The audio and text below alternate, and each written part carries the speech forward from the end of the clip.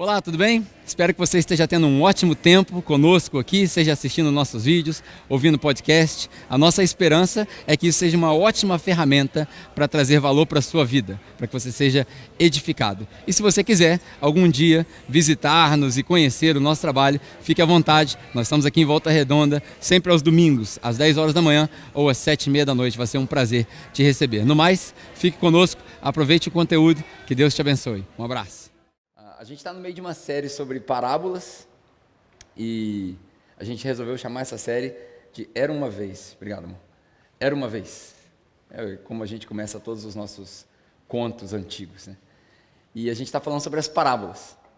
Nós já tivemos 2 mensagens. Se você não teve a oportunidade de estar aqui, entra lá no YouTube, youtube.com/Capela Church, nunca é demais repetir. Você pode assistir a primeira do Ítalo e a segunda mensagem que eu preguei. Eu recomendo que você assista várias vezes, para que entre na sua mente, né? Eu estava comentando com algumas pessoas agora de manhã, e quando a gente chegar na 6ª ou 7ª mensagem dessa série, vai começar a ficar repetitivo para você. Aí você vai começar a entender o que a gente quer dizer. Porque a gente começa a aprender quando a gente cansa de ouvir. A gente começa a aprender. Então, é de propósito que essa série tem muitas coisas parecidas. E eu acredito que todo ano, quando a gente faz essa série no meio do ano, a gente fala assim, essa é a melhor série que já teve na igreja. Mas essa, de verdade, eu acredito que é a melhor série que a gente já teve na igreja. Por quê? Porque a gente está pegando os textos que a gente tem conhecimento das histórias que Jesus contou para explicar o reino de Deus. Jesus só veio fazer uma coisa aqui na terra, óbvio, tirando o fato de que ele veio pagar pelo meu e pelo seu pecado. A única coisa que ele veio fazer aqui foi avisar que o reino de Deus foi inaugurado. E ele usa as parábolas para falar isso. Então, quando a gente começa a estudar as parábolas, a gente percebe o que Jesus queria dizer. O objetivo dessa série é que você saia lá em setembro ou outubro, quando a gente acabar essa série, que você saiba o que é o reino de Deus e o que Jesus quis dizer com as parábolas. O que Jesus quis comunicar. Para você poder ter uma conversa sadia com as pessoas lá fora, quando elas te perguntarem que negócio é esse de igreja, de reino, de Deus, e você poder, com palavras simples, explicar para eles que o reino de Deus é como uma semente, que é plantada e cresce, se torna uma árvore gigante, e aí os pássaros habitam nela, e aí você consegue usar essas analogias. E as parábolas que Jesus contou, elas têm 3 finalidades, pelo menos, né? Tirando tudo aquilo que a gente já falou, dos métodos de interpretação da semana passada. Semana passada a mensagem foi longa, eu falei por quase 1 hora. Eu prometo que hoje eu vou tentar não falar por 1 hora. Eu assisti a mensagem da semana passada, eu falei, cara, eu demorei 20 minutos para chegar na parábola. Eu espero que você tenha aprendido alguma coisa, mas não é meu objetivo falar por 1 hora, eu quero ser bem breve. Mas elas têm pelo menos 3 objetivos. Elas contam sobre a inauguração do reino, sobre o estabelecimento do reino e sobre a conclusão do reino. As parábolas que Jesus conta, elas passam por essas 3 fases. Em algumas vezes Jesus chega e fala, o reino de Deus está aqui, ou o reino de Deus chegou, ou o reino de Deus está próximo, ou o reino de Deus está logo ali. Inauguração do reino. Outras vezes ele fala sobre o crescimento do reino. O reino é como uma semente que cresce, é como o tesouro que é encontrado, fala-se do valor, o reino ele vai se multiplicando. O reino cresce gente boa e gente ruim junto. E as parábolas de Jesus também falam sobre a conclusão do reino. No fim dos tempos, na conclusão, no final. E hoje, nós vamos ler uma parábola que não é muito comum você ouvir esse tipo de pregação aqui na capela. O bom dessa série é que às vezes a gente passa por capítulos quase que inteiros numa mensagem só. Esse é o objetivo de hoje. Nós vamos ler Mateus 25. Se você tiver a Bíblia contigo, você pode deixar aberto aí.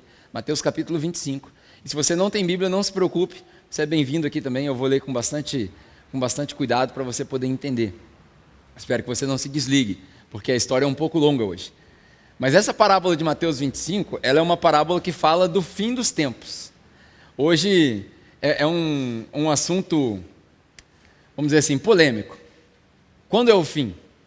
E para quem tem experiência com igreja, não sei se esse é o seu caso, mas se você cresceu na igreja, você já deve ter ouvido muitas pessoas falarem que o mundo ia acabar dia tal.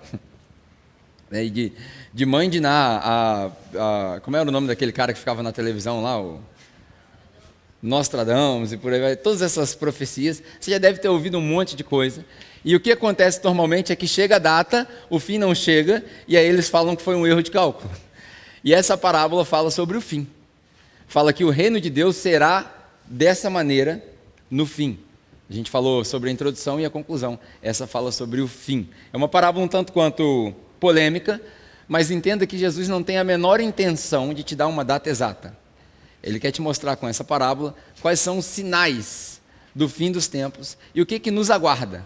Então hoje a gente vai tentar explorar isso dessa maneira. Mateus, capítulo 25. Nós vamos ler o capítulo quase inteiro. Então, aperta o cinto aí. Nessa fase do ano é a fase que eu gosto de ler muita Bíblia. Então a gente lê mesmo Bíblia na igreja. Eu brinco com as pessoas que... Muita gente pergunta assim, o que tem de diferente na sua igreja com outras igrejas? Aí isso é uma brincadeira, óbvio, tá? Eu falo assim, é Bíblia. Lá tem bastante Bíblia. Mas é uma brincadeira, óbvio, que tem muitas igrejas boas que leem Bíblia também. Isso é só um contraste com as coisas que a gente vê na televisão, que a gente sabe que são sensacionalistas demais. Hoje nós vamos ler Mateus 25, a gente vai ler até o versículo 13, e depois nós vamos pular para o versículo 31. Por quê? Do versículo 14 ao 30 é outra parábola, uma parábola famosa sobre os talentos, que também fala sobre a sua e a minha responsabilidade antes da conclusão do reino. Mas hoje nós não vamos falar dela. Hoje nós vamos falar só de como será o reino no fim. Mateus capítulo 25. Começando lá do primeiro versículo, diz assim: o reino dos céus será, ou seja, no futuro, o reino dos céus será, pois, semelhante a 10 virgens que pegaram suas candeias e saíram para encontrar-se com o noivo. Antes da gente continuar, vale lembrar que as parábolas foram contadas há 2000 anos atrás e que esse contexto aqui provavelmente é muito estranho para você. Você provavelmente não sabe o que é candeia, eu tive que procurar o que é candeia, quer dizer uma tocha, e o contexto do casamento que está acontecendo aqui não é como o nosso casamento de hoje, mas era um casamento antigo, onde as famílias se encontravam no meio do caminho e o noivo vinha e por aí vai, você vai entender quando a gente lê, mas tenha em mente que o contexto é muito antigo, é bem diferente dos casamentos de hoje. Versículo 2: 5 dessas virgens eram insensatas ou estúpidas, e 5 eram prudentes ou sábias, é a mesma palavra. As insensatas pegaram as suas candeias, mas não levaram óleo, porque as tochas eram acesas com pano molhado com óleo em cima, não tinha lâmpada naquela época. Então você tinha que encharcar o pano com óleo, deixar na tocha, e ela queimava e brilhava por mais tempo. As sensatas, porém, levaram óleo em vasilhas junto com as suas candeias. E o noivo demorou a chegar. Todas ficaram com sono e adormeceram. À meia-noite, ou no meio da noite, ninguém sabe se é exatamente meia-noite, mas no meio da noite, ouviu-se um grito: o noivo está chegando, saiam para encontrá-lo. Então todas as virgens acordaram, prepararam as suas candeias. As insensatas disseram às prudentes: me dá um pouco do seu óleo, porque as nossas candeias já estão se apagando. Elas responderam: não, de maneira nenhuma, pois pode ser que não haja o suficiente para nós e para vocês. Então vocês vão comprar óleo para vocês. Saindo elas para comprar óleo, chegou o noivo. Elas foram em busca dos mercantes para comprar óleo e o noivo chegou. As virgens que estavam preparadas entraram com ele para o banquete nupcial e a porta foi fechada. Isso daqui é uma ilustração de quando Jesus voltar do banquete final. Mais tarde vieram também as outras e disseram: Senhor, abre para nós a porta. Mas ele respondeu: a verdade é que eu não as conheço. Portanto, vigiem, porque vocês não sabem nem o dia e nem a hora. Ele falando sobre o dia em que ele vai voltar para o banquete final. E aí a gente vai pular esses próximos versículos e vamos para o versículo 31. No título da sua Bíblia, se a sua Bíblia tem título, provavelmente está escrito o julgamento das nações. Isso aqui é uma extensão dessa parábola. Jesus contava várias parábolas de ângulos diferentes para a gente poder entender um ponto só, sobre o reino. E aqui ele está meio que estendendo essa parábola e explicando para aqueles que querem essa explicação. Quando o Filho do Homem vier em sua glória, com todos os anjos, vai se assentar em seu trono na glória celestial. Todas as nações serão reunidas diante dele, e ele separará umas das outras, como o pastor separa as ovelhas dos bodes. Lembra da ovelha e do bode na parábola que a gente viu na outra mensagem? Ovelha e bode, a gente vai falar sobre elas. E colocará as ovelhas à sua direita e os bodes à sua esquerda. Então o rei, Jesus, dirá aos que estiverem à sua direita: venham, benditos de meu Pai, recebam como herança o reino que lhes foi preparado desde a criação do mundo. Um sinal aqui de que o reino de Deus já estava preparado para nós há muito tempo. Pois eu tive fome, e aqui vem a parte prática. Isso aqui é a parte prática. Isso daqui não é o critério de entrada, isso daqui é a consequência daqueles que receberam o ingresso. Pegou a ideia? Isso não é pré-requisito, isso é a consequência daqueles que ganharam o ingresso. Pois eu tive fome e vocês me deram de comer, tive sede e vocês me deram de beber, fui estrangeiro e vocês me acolheram, necessitei de roupas e vocês me vestiram, estive enfermo e vocês cuidaram de mim, estive preso e vocês me visitaram. Então os justos, aqueles que entraram, perguntarão: Senhor, quando foi que o Senhor teve fome, nós demos de comer, teve sede, demos de beber, estava com frio, a gente deu roupa, estava na prisão, a gente foi visitar. Quando? Quando foi que isso aconteceu? E o rei vai responder: na verdade eu lhes digo que todas as vezes que vocês fizeram a um desses pequeninos meus, vocês fizeram para mim. Então ele dirá aos que estiveram à sua esquerda, as virgens que não levaram óleo, as insensatas, as que não se prepararam, as que estavam à esquerda, os bodes, o joio, vai juntando as parábolas. Ele dirá aos que estão à esquerda: malditos, apartem-se de mim, para que o fogo eterno, preparado para o diabo e os seus anjos, os consuma. Pois eu tive fome e vocês não me deram de comer, tive sede e não me deram de beber, fui estrangeiro e não me acolheram, necessitei de roupas, vocês não me vestiram, estive enfermo, preso e vocês não me visitaram. E eles também responderão: Senhor, quando foi que a gente não fez isso? O tempo todo nós fizemos isso. E aí o Senhor diz: quando vocês não fizeram para um desses pequeninos. E estes irão para o castigo eterno, os justos para a vida eterna. É um texto que a gente, nos dias de hoje, tem dificuldade de ler, porque a igreja é culpada de esconder o lado justo de Deus. A igreja hoje fala muito sobre o lado bom de Deus, o lado da graça de Deus, que é fantástico, e que nós somos gratos por isso. Mas a igreja é culpada por esconder o lado da justiça de Deus. Porque nessas parábolas ele mostra que tanto o reino de Deus, quanto o fogo preparado para o diabo e os seus anjos, está preparado desde a fundação do mundo. Ou seja, existia um uso para esses dois ambientes.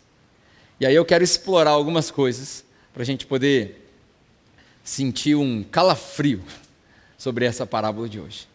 Nós falamos sobre a inauguração, o crescimento e hoje sobre a conclusão. E ao longo da série nós vamos explorar outros pontos. A primeira coisa que a gente percebe quando a gente lê essa parábola das virgens é que casamento naquela época era coisa séria. Casamento era coisa séria. Hoje não, hoje é uma bagunça. Hoje o casamento virou uma bagunça. A sociedade meio que destilou as instituições. Hoje a igreja não tem mais respeito, o Estado não tem mais respeito. Você passa pelo policial na rua, você não respeita mais o policial, ninguém respeita o professor, ninguém respeita nenhuma autoridade civil. Todas as instituições estão liquidadas. Um dos filósofos mais famosos do nosso tempo, pós-moderno, chama Zygmunt Bauman. Escreveu um livro famosíssimo, que o título é Modernidade Líquida. Está tudo líquido, tudo é relativo. Ah, eu casei, não gosto mais, descasa. Ah, eu fiz um compromisso, não tenho como cumprir, não tem problema. O que é certo para você não é certo para mim. E assim a gente vai levando a vida, cada um no seu quadrado. As relações estão todas líquidas, destiladas, dissolvidas. E aí a gente não sabe mais o que é certo e o que é errado. Naquela época o casamento era coisa séria. Nessa época o casamento já não é mais tão sério. Para você ter uma ideia, quando a gente lê a história de Maria e José, não sei se você já parou para reparar, mas Maria, ela recebe a notícia de que ela está grávida com Jesus. E aquilo é um escândalo. Por quê? Porque ela engravidou antes de casar. Hoje, na igreja, fora da igreja, tanto faz. Estou falando isso para condenar. Talvez você teve filho fora do seu casamento. Estou falando isso para te condenar? De maneira nenhuma. De maneira nenhuma. Eu acredito que Deus tem graça e misericórdia, e a partir do momento que você entende a realidade de Deus, Ele te perdoa, te absolve, seus pecados são jogados no mar do esquecimento, e você está pronto para viver uma vida nova, pois todo aquele que está em Cristo é uma nova criatura.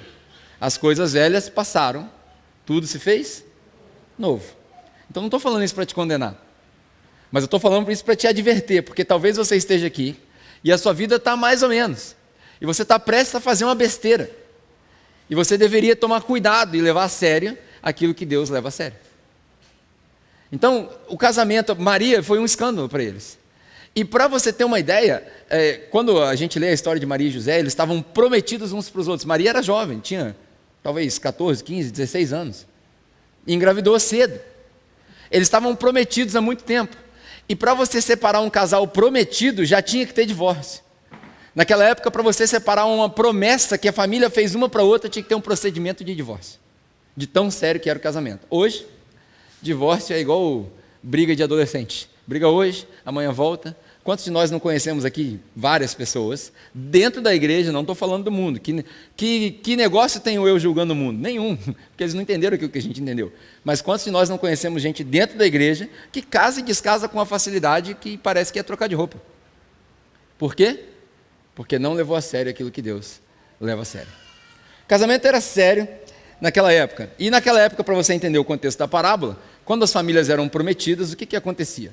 No dia do casamento, na data marcada, a família da noiva, esse grupo aqui, por exemplo, se reunia na casa do pai e eles esperavam o noivo chegar. Então o noivo saía de lá 4, 5, 6 dias, 10 dias, 20 dias, dependendo da distância. Ele saía de lá e ele vinha andando com a família dele. E os convidados dele, os convidados de honra e por aí vai. E ele atravessava dias e noites, florestas, bosques e desertos, tipo conto de fada era uma vez, em busca da princesa prometida. E quando ele chegava, eles se encontravam. Se você quiser mais informação sobre isso histórica, não é um exercício muito comum, mas se você tiver na sua casa uma Bíblia católica, leia o primeiro livro de Macabeus. No capítulo 9 você vai ver a história de uma família que se encontra para um casamento. É um fato histórico que prova isso que Jesus está falando aqui nas parábolas. E aí eles vêm, se encontram com a família da noiva, e na família da noiva, os convidados especiais do noivo e as convidadas especiais da noiva, eles lideravam uma procissão de volta para a casa do noivo. Eles precisavam voltar, porque a festa era lá. O casamento era aqui, mas a festa era lá. Como que isso funcionava? O casamento era consumado aqui. Chegava o noivo, se encontrava com a noiva, entrava para dentro de uma tenda, fazia o que precisava fazer. Estão entendendo o que eu estou falando? Fazia o que precisava fazer para consumar o casamento. Está consumado, o noivo saía na frente de todo mundo, aquela vergonha, todo mundo olhando. E acabamos, casamos. Montava nos cavalos, nos camelos, nos burrinhos e voltava para a festa. E a festa durava dias. Dias. Se você... mas como que você sabe que durava dias? João capítulo 2, por exemplo, tem um exemplo de uma festa de um casamento. Jesus foi convidado para a festa de um casamento, e a festa estava rolando há tanto tempo, que acabou o vinho. Acabou o vinho. Na festa o pessoal se alegrava, se embebedava, estava todo mundo chapadão, e aí acabou o vinho. Aí Jesus precisa fazer o quê? Continuar a festa. Porque para o noivo, que convidou a família da noiva, e as amigas da noiva, e os amigos do noivo, quando eles chegassem aqui, se não tivesse vinho, era uma vergonha. Então eles passavam dias, e para eles voltarem, como era mais gente, que não veio preparado com o noivo, porque a família do noivo estava esperando lá, como era mais gente, existia uma procissão que era liderada no meio da noite, e essa procissão, o caminho era iluminado por tochas.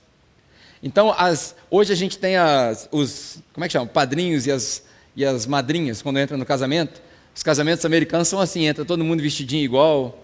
Vocês já viram isso nos filmes? Fica as meninas de um lado, os homens do outro. Era mais ou menos isso. Só que eles tinham que ter uma tocha. Porque quando o noivo chegasse, eles avisavam e eles voltavam depois da consumação do casamento pelo meio da noite, imediatamente. Então eles precisavam dessa tocha que era acesa para eles irem iluminando o caminho até que chegassem lá. Por isso você vê essa parábola das 10 virgens. As 10 virgens, na verdade, não significam 10 virgens. Podem ser 10 moças, 10 meninas novas, 10 amigas da noiva. Você pode tratar como você quiser. Então, esse era o cenário do casamento. E aí a história diz para a gente que tinham 2 grupos de virgens. As burras e as inteligentes. para você entender bem explícito. As sábias e as insensatas. Por quê? Porque umas levaram óleo e outras não. Aí você vai entender por que eles levaram óleo, por que tinha que levar óleo ou não, por que elas não levaram óleo. Ninguém sabe por que elas não levaram óleo. Talvez elas contaram que a viagem era pequena, talvez elas acharam que podia pegar emprestado, ninguém sabe, não tem motivo. Muita gente dentro da igreja usa esse óleo para falar que o óleo é a unção, e se acabar a sua unção, você vai ficar de fora. Alguém aqui já viu isso? Então, mentira também. Vamos esclarecer isso. Isso é mentira. O óleo aqui não é unção. O negócio de óleo com unção é lá no Antigo Testamento, quando ungia os guerreiros, ungia os reis, ungia os profetas, e os sacerdotes ungiam as pessoas para uma missão específica. O óleo lá no Antigo Testamento era o símbolo da unção. Nós já recebemos uma unção só, acabou. Quando o Espírito Santo desceu e falou que era Jesus, Jesus foi embora, mandou ele para cá, acabou. A gente não precisa ser ungido com óleo mais. É igual o pessoal que fala assim, o cara está doente, vamos ungir com óleo. Não, hoje tem Dorflex, tem Panadol, não precisa ungir com óleo mais. Não faz sentido. Machucou, hoje você faz a asepsia da ferida, você vai no hospital, você costura. Naquela época não tinha nada disso. Então o óleo, o azeite, na verdade, tem gente que pega óleo de cozinha, para fazer isso, não era óleo de cozinha, azeite. O azeite era para isso. Por quê? Por causa das propriedades medicinais do tempo deles. Então esse óleo aqui é nada mais, nada menos do que um exemplo para mostrar para nós como que iluminava as tochas. Porque a gente não ilumina tocha, você provavelmente nunca acendeu uma tocha. A coisa mais próxima que você já viu de uma tocha é a tocha olímpica, na televisão. Estou certo ou não? A maioria de nós nunca segurou uma tocha na mão. Nunca entendeu o que significa acabar a tocha, acabar o fogo. A gente não entendeu. Então isso não é unção. Ela não gostou da tocha. Um negócio interessante. Semana passada, eu cheguei a comentar com eles mesmos. Falei, gente, quem tem filhos, não se preocupe com... meu filho está rindo, meu filho está fazendo bagunça e tal. Não se preocupe com isso, cara. Sabe por quê? Se a gente não tiver... É bom falar isso para todo mundo. Se a gente não tiver a capacidade de absorver as crianças no nosso meio, nunca a gente vai conseguir ser família. Nunca. A criança está me distraindo. Claro, isso é normal, gente. Na sua casa é normal. Então não deixe que isso te atrapalhe, tá bom? A gente precisa ter compaixão com as famílias. Quem tem filho pequeno sabe. Filho pequeno, ele quer brincar, ele quer correr. Então deixa as crianças brincar e você não se distrai. Presta atenção, já ela brinca, já ela ri e fica tudo normal. O Ravi também era assim, hoje o Ravi não está aqui e é normal. Então a gente não pode criar uma igreja onde a pessoa fica excluindo as pessoas. Não, deixa as crianças brincar, deixa as crianças gritar para lá, deixa as crianças fazer bagunça. Amém? Ninguém vai ficar chateado com as crianças chorando mais na nossa igreja, amém? Show. Era bom fazer esse adendo, porque na semana passada eu conversei com eles, e eu falei, pode ficar à vontade no nosso meio, cara, não tem problema. O Malik está lá atrás também, o Malik é espiritual, ele percebe as coisas que eu falo, ele vai dando uns amém na língua dele lá. Enfim, as sábias e as insensatas. Note que nessa parábola, todas elas eram convidadas do noivo. Tem muita gente que prega o seguinte, as insensatas que não levaram óleo são excluídas desde o princípio. Elas não têm óleo porque elas são excluídas. Não, todas elas eram, ou achavam que eram, do time do noivo. Por isso que a gente toma muito cuidado em dizer que essas parábolas, elas não falam da igreja. Essas parábolas falam do reino. E essas mulheres, todas elas estavam esperando o noivo. Ou pelo menos achavam que estavam esperando o noivo. Todas. Todas elas estavam incluídas. Todas elas estavam, ou achavam que estavam, preparadas. O que isso quer dizer? O ponto dessa parábola não é quem foi excluído e quem foi incluso. O ponto dessa parábola é a falta de prudência para esperar a quem nós estamos esperando. Esse é o ponto dessa parábola, a falta de prudência, coisa que a gente não tem mais hoje, principalmente os jovens. A gente tem falta de prudência. Esse é o ponto da parábola que Jesus está contando. E aí, conta na parábola que elas dormiram. E aí o pessoal, quem tem experiência com igreja, mais uma vez já deve ter ouvido essa história. Elas dormiram porque elas estavam em pecado. Elas dormiram porque elas não eram de Deus. E aí dormiam um pecado. E tem gente que tem a audácia de associar esse fato dessas virgens dormirem com os discípulos que dormiram quando Jesus pediu para ele orar. Um negócio que não tem nada a ver uma coisa com a outra. São duas estações totalmente diferentes. E aí a pessoa pega aquele lance da correlação, que a gente falou semana passada, Fala, quando os discípulos dormiram, Jesus brigou com eles. Não pode vigiar por 1 hora. Então essas daqui eram erradas. Repare no seu texto que as 10 dormiram. As 10 dormiram. Não foi só 5 que dormiram. As 10 dormiram. Por que elas dormiram? Porque o noivo estava atrasado. Estava demorando. E elas sabiam, todo mundo sabia, que ia demorar o caminho de volta, que era uma viagem longa. Então elas precisavam dormir. Qual que é a sacada disso daqui? O problema não é dormir. O problema é acordar sem maquiagem. As mulheres entenderam. Já viu aquelas meninas que hoje em dia ela já acorda tirando... Esse dia eu vi um negócio no Instagram, eu achei mó engraçado, cara. A menina acordou, acabei de acordar. Onde? No Instagram. A menina botou um negocinho aqui, acabei de acordar. Olhei e falei, você é falsa, menina. Acabou de acordar onde? Cheio de blush na cara, cheio de negócio, não tem um borrado na cara? Claro que não acabou de acordar. Cabelo arrumadinho. Não acabou de acordar. E ainda teve a cara de pau de entrar debaixo do lençol. Acabei de acordar. É muito plástico. Qual que é a brincadeira disso daqui? Dormir não tem problema. O problema é acordar sem maquiagem. Ou seja, despreparado. O problema é acordar de mau hálito. Está na hora de viajar e aí acordou. Porque dormir, o problema, por exemplo, o problema não é apagar a tocha. Porque para que você vai dormir com a tocha acesa? Está todo mundo dormindo. O problema não é apagar a tocha. Qual que é a analogia que eu gostaria de fazer? Eu vou extrapolar o texto, vou trazer para o nosso tempo hoje. Qual que é o problema da gente se sentir mal de vez em quando? Nenhum. Na vida a gente tem altos e baixos. No último culto à noite que a gente teve aqui, eu usei uma ilustração para mostrar que a gente tem muito mais momentos ruins do que momentos bons na vida. Isso é normal. Depressão é do diabo. Não, gente, tem gente que fica deprimido dentro da igreja. E às vezes é questão hormonal, às vezes é emocional, às vezes também é espiritual. Mas a gente precisa ter maturidade para entender que a vida tem altos e baixos e crente também fica doente. Certo ou não? O diabo não tem poder na minha vida. Mas quem falou para você que a doença vem só do diabo? Também não estou querendo dizer que Deus colocou a doença em você, mas a gente vive num mundo natural, onde as coisas acontecem, as pessoas ficam gripadas. Agora, por causa de uma gripe, o nariz escorrendo, a gente vai culpar o diabo. Tem coisa melhor para fazer, né? Então, a gente precisa ter essa maturidade. O problema não é apagar a tocha, porque vai apagar a tocha. Essa semana eu estava tentando usar uma ilustração para mostrar como que a gente precisa ser quando a tocha apagar. Porque o problema não é apagar a tocha, o problema é não ter como acender depois. Foi o que aconteceu com as virgens. Apagou a nossa tocha, agora o noivo chegou, não tem como eu acender. Por quê? Porque não tem óleo, estou despreparado.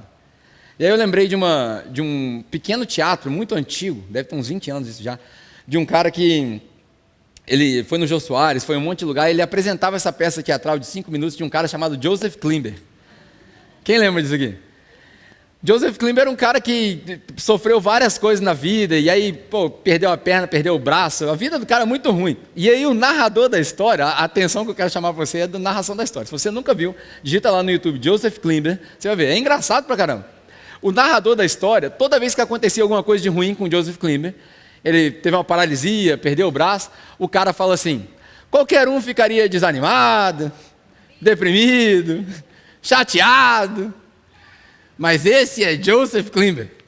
E aí ele começava a história, e aí o cara arrumava outro emprego, até que no final ele termina com um peso de papel, feliz da vida. E aí eu li aquilo ali, eu vi aquilo de novo, me veio na mente, não sei porquê, eu falei, cara, o crente precisa ser meio Joseph Klimber. Qualquer um ficaria desanimado, ou seja, normal, ou deprimido, mas esse foi salvo por Jesus. E a esperança dele está lá. Entendeu? Nem que eu seja peso de papel no céu. Glória a Deus, porque a minha esperança está lá. Eu sei que é um exemplo bobo, mas eu acho que é um bom exemplo para a gente levar para casa. A gente precisa ser meio Joseph Klimber de vez em quando.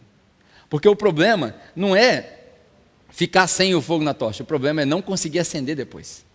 É não estar preparado para acender depois. E aí, nessa que dormiram, não tem óleo, acabou o fogo, alguém grita, chegou o noivo. O noivo está chegando no meio da noite. E aí, no desespero, acende a tocha. Quando elas vão acender, a tocha delas ainda estava meio molhada, não pegou fogo. Falou, está acabando. Elas olham para o lado, não tem como acender, não tem como encharcar mais de óleo. Aí elas viram para as que são sábias. Me dá um pouco do seu óleo. Ela falou, não tem como, porque o óleo é para mim. Se eu der para você, pode ser que falte para nós dois. Não tem como eu te dar o meu. O que isso me mostra? Primeira coisa, no meio da noite. No meio da noite. Esse no meio da noite, para mim, é uma analogia para te dizer o seguinte: aquilo que nós mais esperamos, que é a volta de Cristo. Amém ou não? Aquilo que nós mais esperamos, a volta de Cristo, vai acontecer quando a gente menos espera. Esse é o problema. Porque se o dono da casa soubesse a hora que o ladrão vem, ele teria trancado a casa. Mas aquilo que a gente mais espera, vem na hora que a gente menos espera. Esse é um problema para quem não está preparado. É o problema das virgens. As virgens não estavam preparadas e foram pegas de surpresa porque não se prepararam antes. Eu lembro que o pastor Daniel, quem aqui já conheceu o Daniel? Veio aqui na capela algumas vezes? Então, ele vem no Brasil 2, 3 vezes por ano. Toda vez que ele vem no Brasil, eu o acompanho porque eu vou traduzindo para ele. Ele não fala português, então eu vou traduzindo para ele. É sempre uma experiência fantástica, conheço vários lugares, muito bom. Mas tem vezes, dessa vez, por exemplo, que ele vem, ele chega numa sexta, e aí a gente, no sábado, tem um compromisso. Normalmente o compromisso é à noite no sábado. Vou te contar essa história para você entender a urgência da preparação. Ele prega, acaba a igreja 9, 9 e pouca. Normalmente nessas igrejas eles querem levar o cara para jantar. E aí, como o cara não fala português, eu tenho que ficar lá no jantar traduzindo também. Aproveito para serrar aquela boca boa, que a gente não come todo dia, né? E aí o papo vai até 00:30, 1h da manhã. E normalmente não é na mesma cidade que ele tem um compromisso, que ele precisa aproveitar a viagem, custa muito caro. Para quem não sabe, ele paga do bolso dele as passagens para vir para o Brasil. Porque ele entende que Deus tem um chamado para ele aqui e ele paga do bolso dele. Custa quase R$5.000 para vir da Austrália para cá. E aí normalmente os compromissos não são na mesma cidade. Tem vezes que a gente chega no hotel 1h da manhã, e aí o voo é 6h da manhã para poder chegar 9h da manhã no outro lugar. Sai de São Paulo para ir para o Nordeste, por exemplo. Para poder pregar às 10. Então, como o voo é 6h, a gente tem que estar no aeroporto 5h da manhã. Mas aí a gente está num lugar onde fica 2 horas do aeroporto. O que significa que eu tenho que sair de casa 3h da manhã. Mas eu cheguei 1h da manhã. Então o que a gente faz? A gente põe o alarme, quando toca o alarme, a gente já levanta naquela, bora, não dá tempo nem de pensar. E aí a gente aprendeu, eu e ele, a gente já aprendeu com vários erros que a gente cometeu, que a gente tem que arrumar a mala antes de dormir. Tem que deixar tudo pronto para passar a mão e sair. A única coisa que fica de fora é a escova de dente. A gente viaja de pijama, troca de roupa no aeroporto. Quando você vê eu não levo a escova, a pasta não, eu serro dele também. Ele fica bravo, porque eu serro a escova de dente dele, desodorante dele, eu não levo nada. Eu falo para ele: Daniel, eu viajo leve. Eu pego a pasta, eu pego o gel, eu pego tudo. Pra barba, cara. O Paulo tem inveja da minha barba, aí ele fica tirando onda com o cabelo dele, que tá bonito agora, entendeu? Gel pra barba, pô, entendeu? Aí eu chego... Ó, o Daniel, tá. Enfim, esses irmãos da igreja, brincadeira. Para quem não sabe, eu prego de boné porque eu sou carequinha, né? Então, eu só prego sem boné quando o Paulo raspa minha cabeça recentemente, que aí não aparecem os buracos. Eu sou vaidoso, entendeu? É um defeito meu, preciso melhorar isso daí, orem por mim. Enfim, onde que eu estava? Paulo tirou minha concentração. Então, aí a gente arruma a mala antes, para a gente não ter tempo, e não se perder. Aí você imagina, se na hora que eu chegar no aeroporto, 5h da manhã, cheguei correndo, chego lá na moça lá do aeroporto, para fazer o check-in. Aí eu enfio a mão na minha mala, o passaporte não está lá. E agora? Como é que viaja? Minha carteira não está lá. E agora? Aí, olha o que as insensatas fizeram. Eu sou a insensata nessa história. Dê, me empresta o seu passaporte aí para eu viajar com ele. Vai funcionar? Por que não? Porque o passaporte é um documento intransferível. A entrada no reino é um fato intransferível. Quem entrou, entrou. Quem não entrou, não tem como puxar ninguém. Pegou? Não tem como você falar assim, me dá a sua unção para eu entrar com ela. Não funciona. Transferência de unção, quem já ouviu isso? Não faz o menor sentido. Aí eu tenho poder, passo para você. O que é isso? Não faz sentido. Por quê? A entrada no reino é individual. Deus salva a igreja como um todo, mas a entrada no reino é individual. O óleo para as virgens insensatas é o passaporte para mim. Sem passaporte, eu não consigo viajar. Sem o documento, eu não consigo viajar. E aí isso pega a gente de surpresa. Mas ainda tem uma esperança. Porque as sensatas falam para as insensatas: não, cara, o noivo está chegando ainda. Vai lá e compra óleo. Dá tempo. E elas vão comprar o óleo. Elas saem no meio da noite, e aí muito provavelmente elas vão nas vilas. Como antigamente não tinha shopping, as lojas eram debaixo das casas, elas bateram na porta: me vende o óleo, me vende o óleo. E tudo indica que elas conseguiram comprar o óleo. Elas conseguiram comprar a unção. Por quê? Porque elas voltam para bater na porta do noivo. Elas chegam lá e falam: me vende o óleo. Vendeu o óleo, elas voltam, acende a tocha e vai: estou pronta. Elas conseguiram comprar o óleo que estava faltando. Mas qual que é o problema disso tudo? Nessa parábola aqui, elas não entram, não é pela falta de vontade, porque todas elas tinham vontade de entrar. Todas elas tinham vontade de entrar. Elas não entram pela falta de preparo. Não é falta de vontade de entrar, é falta de preparo. Tem muita gente que quer ir para a festa do noivo, mas não quer preparar o caminho do noivo. Tem muita gente que quer a luz da festa do casamento, mas não quer ser luz no caminho com a tocha acesa. Não quer viver uma vida cristã de verdade. Ele só quer entrar no céu, mas não quer pagar o preço aqui. Ah, mas como assim pagar o preço? Jesus já pagou o preço. Ele pagou o preço pela sua justificação, mas a sua santificação é responsabilidade sua. Não é de Deus. Deus não santifica ninguém não, filho. Você sabe como é que é o exercício de santificação na palavra? Quando Jesus ora, ele fala assim: santifica esses, ou santifica-os, aonde? Na sua palavra. Aí você pergunta para o cara: quanto de Bíblia você está lendo? Ah, nem leio. Como que vai santificar? Como que vai aprender quem é Deus? O cara quer ser cristão, mas ele não se reúne com ninguém. É a moda hoje, né? O cara quer ser cristão, quer ser salvo, mas não quer a igreja. É o cara que vira para mim e fala assim: Pedro, cara, eu te adoro, você é muito meu amigo, mas eu detesto a sua esposa. Eu não posso ter amizade com esse cara. Aí a gente vira e fala assim: eu amo a Deus, eu amo Jesus, mas eu não gosto da igreja. Então você não conheceu Deus. Porque quem tem raiva da igreja não conhece o noivo. Quem tem raiva da noiva não é convidado para o casamento do noivo. Quem tem raiva da noiva não é convidado para o casamento do noivo. Vou abrir um parênteses para fazer uma observação. A gente usa um slogan aqui: uma igreja para quem não gosta de igreja. Tem gente que acha que isso é raiva da igreja. Nós amamos a igreja. Se eu pudesse, eu passava o dia inteirinho dentro da igreja. Dentro da igreja local, física, e dentro da igreja com I maiúsculo, eu e você. Se eu pudesse, eu ficava o dia inteiro. Se eu pudesse, eu ficava orando o dia inteiro. Porque eu amo a igreja. E é por isso que a gente plantou uma igreja para quem não gosta de igreja. Porque tem muita gente lá fora que não gosta de igreja e precisa conhecer a igreja de verdade. Essa é a explicação. Então, a barragem delas no reino não foi por falta de vontade, foi por falta de preparo. Tem muita gente achando que a festa do noivo tem Instagram. Vou falar Instagram agora para vocês não brigarem comigo. Tem muita gente achando que a festa do noivo tem Instagram. O que ela quer? Ela quer ir para o casamento, mas ela quer tirar selfie ao invés de celebrar o noivo e a noiva.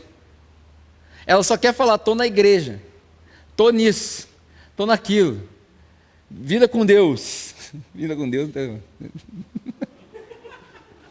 Faz o menor sentido. O maior exercício de narcisismo da nossa época é o Instagram. Porque é só eu. Só eu. Eu admito isso. Tudo no meu Instagram é sobre mim. Raramente eu posto coisas dos outros no Instagram. É meu. É egoísta mesmo. E aí a gente, vida com Deus. Não faz sentido. Não tem vida com Deus nada aqui. Você querendo mostrar para as pessoas o que você está fazendo. Tem uma oportunidade de evangelizar as pessoas? E claro que tem. Tem que saber, a gente tem que ser sábio em usar as nossas ferramentas. Mas vida com Deus mesmo, santidade, é sozinho, lá no seu quarto, na sua comunhão, quando você se quebranta, quando você chora. Ah, eu não consigo chorar na presença de Deus. Chega mais pertinho um pouquinho. Chega mais pertinho. Ah, eu não sou uma pessoa emotiva. Deus não precisa de emoção, não. Deus só precisa de conversão. Aqueles que converte, chora. Faça essa experiência. Ah, eu não estou conseguindo. Calma. Deus não está atrasado. Ele é paciente. esperando que todos alcancem salvação. Ele é paciente. Ele tem paciência contigo. Ah, mas eu não escuto Deus. Calma. Já já ele fala. Já já você vai ouvir. Não foi falta de vontade, foi falta de preparo. E aí o que acontece? Quando elas voltam, estou acabando já.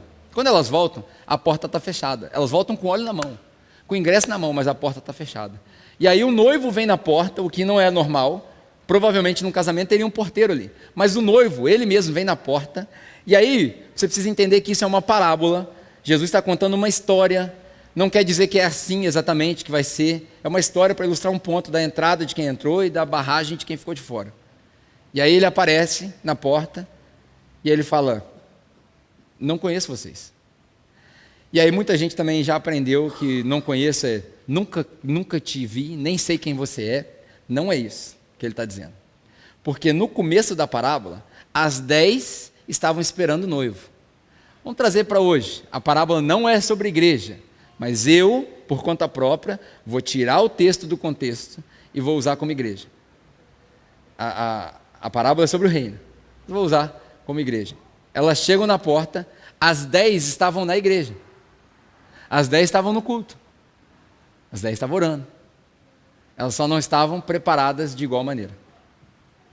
E aí o noivo vira e fala assim: ó, não te conheço. A expressão não te conheço não é nunca te vi, não é não sei seu nome. A expressão é a seguinte: quando eu cheguei, você não estava lá. Quando eu cheguei, você não estava lá. Por quê? Só pode celebrar quem estava na recepção. Dá uma mensagem também, hein? Só pode celebrar quem estava na recepção. Só vai para o banquete eterno aquele que estava pronto para receber o noivo. A gente precisa estar pronto para receber o noivo. Como que eu estou pronto para receber o noivo? Eu tenho que estar esperando. Por isso que ele fala vigia, porque a gente não sabe nem a hora e nem o dia. Qual que é a garantia que eu posso te dar? Eu te garanto isso, garanto. Aquilo que você mais espera, como eu já falei aqui, vai acontecer quando você menos espera. Por isso, a gente vigia o tempo todo. Ah, mas eu estou cansado, vou dormir. Tudo bem. É normal o cristão ter os seus altos e baixos. Mas dorme com um balde de óleo do lado. Porque se ele voltar, você está preparado. Amém? E aí, na parte prática, eu estou na última parte. Na parte prática, ele associa essa parábola com aqueles que botaram em prática o amor ao próximo e os que não colocaram em prática o amor ao próximo. Já disse aqui várias vezes, vou continuar repetindo, que o resumo da lei, se você quiser estar bem com Deus, você só precisa aprender uma coisa: amar o próximo. Só isso. Amar de verdade, amar o próximo. A semelhança do que o Daniel fez aqui. Dá um abraço na pessoa do seu lado. Dá um abraço na pessoa do seu lado. Tenha comunhão de verdade com a pessoa do seu lado. Se preocupe com a pessoa do seu lado. E aí ele conta essa parábola daqueles que fizeram e daqueles que não fizeram. E aí todo mundo entende o que é o fazer bem e fazer a visita, dar a roupa, dar o alimento. E aí Jesus generaliza. Quando que eu não fiz? Você não fez quando você passa na vila e tem um cara pedindo comida e você pode e não dá. Porque pode ser que você não possa também. Ah, hoje eu não tenho, não tem como. Mas você pode e não dá. Ah, mas ele é drogado, ele é bêbado, mas você também era pecador, mentiroso, viciado. E Deus teve misericórdia com isso. Quando que... Ah, é para ajudar o irmão da minha igreja. Não, é para ajudar todo mundo. Lá na frente, Paulo dá uma instrução e fala primeiro sobre os irmãos da fé, mas a ordem de Jesus é todo mundo. Ah, como que você sabe disso? Lembra da história do bom samaritano? Lembra da história do jovem rico? Quando eles perguntam lá, quem é o meu próximo? Aí Jesus conta a história e fala, quem é o próximo desse cara? É o que ajudou. O próximo é todo mundo. E outra, ótima observação, o próximo é seu, não é da igreja.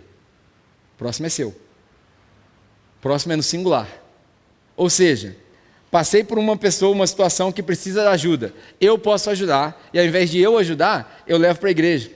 Ó, tem um fulano passando apertado lá, ele não consegue pagar o aluguel, e eu queria que a igreja fizesse vaquinha para pagar o aluguel dele. Por quê? Porque eu sou miserável, sou mesquinho, e eu não vou dar do meu dinheiro. Eu tenho, mas não vou dar não.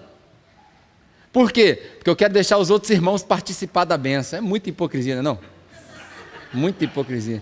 Quero deixar os outros irmãos participar da bênção. Aí ele mesmo nem participa. Todo mundo participa, ele não participa. Não, mano.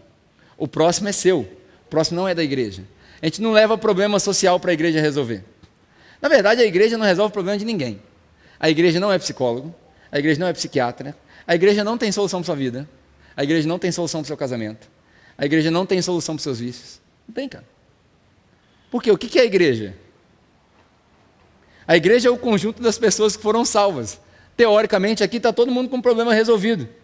Por quê? Porque eu tirei a minha perspectiva do que é terreno e botei minha perspectiva no que é eterno. Então, acabou o problema. Ah, briguei em casa. Ué, resolvam-se. Ah, meu marido está me maltratando. Ué, pega a Bíblia e resolve. Esse dia eu conversei com um camarada. Ah, está difícil em casa e tal, papapá. Quantas feridas você está no corpo já, por causa da sua esposa? Como assim? Está rasgado aí? Arrancaram um fígado seu? Por causa da esposa? Não. Pô, Efésios está falando que você tem que morrer, mano. Efésios capítulo 5. O marido tem que morrer pela esposa. Como é que você pode requerer que a sua esposa te respeite se você não morreu por ela ainda? Porque a única razão que a igreja tem reverência a Jesus é porque Jesus entregou a vida pela igreja. Senão, eu quero que a minha esposa me respeite, então morre por ela. Simples. Eu sempre falei, eu sou meio machista nisso aí, então vou bater só nos homens. Lá em casa está um inferno. A culpa é sua. Você que não lava a louça, não limpa o banheiro. Vou limpar o banheiro, tá? É você, mano. É você que não leva o lixo na hora que ela pede. Tudo isso estou falando para mim mesmo, estou pregando para mim mesmo. A culpa é sua que está um inferno na sua casa. O demônio tem que sair de você, não é da sua esposa, não. Sua esposa está bem. Ela está lá cuidando dos seus filhos, fazendo comida para você, passando sua roupa. Ela está carregando seu rei na barriga. Viu aí? Aí, ó. Eita. Quase saiu uma língua estranha ali da Fernanda agora. É o seu rei que está na barriga, mano. Então você cuida dela igual a rainha. Tá muito difícil. Quem foi que falou para você que ia ser fácil? Por que você casou, mano? Você não lê Bíblia, não? Os jovens, eu quero casar. Casa não, mano. Fica solteiro. Melhor coisa que você faz. Pro resto da vida. Faz voto de celibato. Não casa com ninguém, transa com ninguém. Fica tranquilo cuidando das coisas de Deus. Porque se você casar, você vai arrumar para sua cabeça. Ô Gleice. Ai. Nessa série de parábolas, eu viajo várias vezes na maionese quando eu estou pregando. O que isso quer dizer? O que isso quer dizer? O que essa parte quer dizer? Vou passar para o final, né? Quando a gente fala do que deu a comida, do que deu de beber, do que deu o alimento, que visitou na prisão, o que isso quer dizer? Isso quer dizer que nós somos identificados pelas nossas obras. Nós cristãos não somos identificados pelo nosso conhecimento bíblico, nós não somos identificados pela Bíblia debaixo do braço, nós não somos identificados por vir à igreja, nós não somos identificados por fazer parte da igreja, nada disso. Nós somos identificados pelas nossas obras. Mateus capítulo 5, versículo 13, 14 e 15. Sois sal da terra, luz do mundo, e que brilhe a vossa luz, ou seja, põe em prática o que eu estou te falando, para que os homens na terra vejam as suas boas obras e por causa disso eles glorifiquem ao Pai. Como é que faz para as pessoas glorificarem a Deus igual você, se juntarem a você, fazer parte da igreja? Boas obras. Mas então a gente é salvo pelas obras? Não. Nós não fazemos ou praticamos as obras para sermos salvos. Nós praticamos as obras porque somos salvos. Se você foi convertido, você se tornará uma pessoa boba. Se você foi convertido, você se tornará um otário. Porque as pessoas vão te passar a perna e você vai falar assim, glória a Deus, porque eu emprestei R$300 para o irmão e eu tinha sobrando e ele não pode me pagar, seja abençoado. Estou falando para você sair dando dinheiro e quebrar a sua casa? Não, não é isso que eu estou falando, você tem que ser prudente também com o seu dinheiro. Mas a gente passa a ser otário de propósito. Passei na rua, todo mundo ignorou um molequinho vendendo bala. Você tira do seu bolso os R$20 e compra a bala dele inteira. E fala para ele, vai para casa estudar, porque você não deveria estar trabalhando. Sem ninguém ver. Passou o cara na rua, pediu comida, você tem, você compra. E se você puder, você leva ele para dentro do restaurante. Para quê? Para que os homens vejam as suas boas obras e glorifiquem ao Pai. Não tenha medo de se tornar um bom cristão. Não haja com falsa humildade. Não tenha medo das pessoas verem as suas boas obras, porque é por causa das suas boas obras que eles vão glorificar o Pai. É para fazer propaganda da obra? Também não. Note que nos ensinamentos de Jesus, tudo é paradoxo. Ao mesmo tempo que as pessoas precisam ver suas obras, você deve praticá-las da mesma analogia que a mão direita não sabe o que a mão esquerda faz. Complicado. Como é que faz então, Pedro? Não sei, eu não tenho essa resposta para te dar. Mas o que eu consigo entender é que as boas obras são a identificação do cristão. E aí a semelhança do bode e a ovelha, que pastam no mesmo pasto, do joio e do trigo, que crescem do mesmo solo, as noivas, ou as virgens, sábias e as insensatas, estão no mesmo grupo. Nós estamos todos aqui, juntos. Todos juntos. E como eu falei na semana passada, se na nossa vida não tem fruto do Espírito, não tem prova, não tem obra, ou você não é boa semente, ou você não brotou ainda, tomara que seja o segundo. Hoje, na parábola de hoje, se na sua vida não tem óleo, se você não está esperando Jesus voltar, se a sua esperança não está no lugar certo, se as obras não demonstram aquilo que você está fazendo, se você não está preparado para o momento que Jesus volta como um trovão do leste ao oeste, se você não está preparado para recebê-lo, se não há santidade na sua vida, porque nós somos justificados pela graça através da fé, mas sem santidade ninguém verá Deus. Se essas coisas não estão acontecendo, é muito provável que a porta se feche na sua cara. Você está no grupo, mas não entra na festa. Aí você pensa assim, poxa, mas hoje pesou. Vou sair daqui com medo. Ótimo. Fantástico. Você sai daqui tremendo, chorando, constrangido, com raiva de você mesmo. Por quê? Porque está na hora da gente... Eu, por exemplo, já cansei de ouvir, cara, que mensagem top. Que mensagem fantástica. Eu não quero ouvir mais nada, eu quero ver agora. Eu, como pastor da igreja, eu quero ver. Não quero ouvir mais nada. Não precisa me elogiar mais. Nossa, a mensagem foi fantástica. Não precisa. Eu já sou orgulhoso o suficiente, eu não preciso de elogio das pessoas. Eu quero começar a ver agora. Eu quero ver as coisas em prática. Eu quero ver as pessoas se envolvendo. Eu quero ver as pessoas se doando. Eu quero ver as pessoas amando uns aos outros. Eu quero ver. Nessa mensagem, não faça dessa mensagem mais uma mensagem top na sua lista. A gente vai para casa e sai a mensagem lá no YouTube, a gente compartilha no Facebook. Nossa, que mensagem fantástica e tal. Oh, muito bom, cara. Compartilhar a mensagem no Facebook é muito bom, porque espalha. Fantástico. Mas prefiro muito mais que você ponha em prática a santidade na sua vida do que você compartilhe mensagem no Facebook. Amém? Está na hora da gente começar a ser conhecido por aquilo que a gente é a favor e não contra. Não adianta nada a gente levantar a bandeira daquilo que a gente é contra. Está na hora de começar a ser conhecido por aquilo que a gente é a favor. Está na hora de começar a colocar em prática. Está na hora da gente começar a ver na vida um do outro. E aí, a semelhança das últimas parábolas, que a gente seja semente que cresça, que a gente seja trigo e não joio, e que hoje a gente possa sair daqui com a consciência de que nós somos virgens, sensatos, preparados para receber Jesus. Amém?